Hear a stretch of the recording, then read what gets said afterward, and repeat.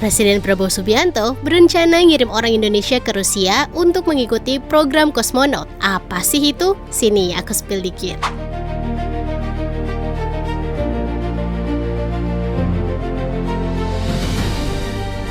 Bayangin deh, suatu hari nanti ada orang Indonesia yang pakai seragam astronot dan benar-benar terbang ke luar angkasa. Nah, Presiden Prabowo saat ini sedang menjajaki rencana besar, yaitu mengirim warga Indonesia ke Rusia untuk ikut program kosmonot. Biar bayangan kita tadi nggak lagi cuma jadi mimpi siang bolong. Kosmonot sendiri adalah istilah Rusia untuk astronot. Program ini dijalankan oleh Roskosmos dan dikenal sebagai salah satu pelatihan astronot paling ketat di dunia. Lokasinya ada di Star City dekat Moskow, tempat legendaris yang sudah melatih para penjelajah luar angkasa sejak era Uni Soviet. Disinilah para kandidat ditempa. Mereka harus lolos tes fisik ekstrim, simulasi tanpa gravitasi, hingga pelatihan bertahan hidup di kondisi paling keras. Program ini punya sejarah panjang. Tahun 1957, Uni Soviet meluncurkan Sputnik 1, satelit pertama di dunia. Lalu pada 1961, Yuri Gagarin menjadi manusia pertama yang terbang ke luar angkasa. Momen itu mengguncang dunia dan memicu perlombaan antariksa global.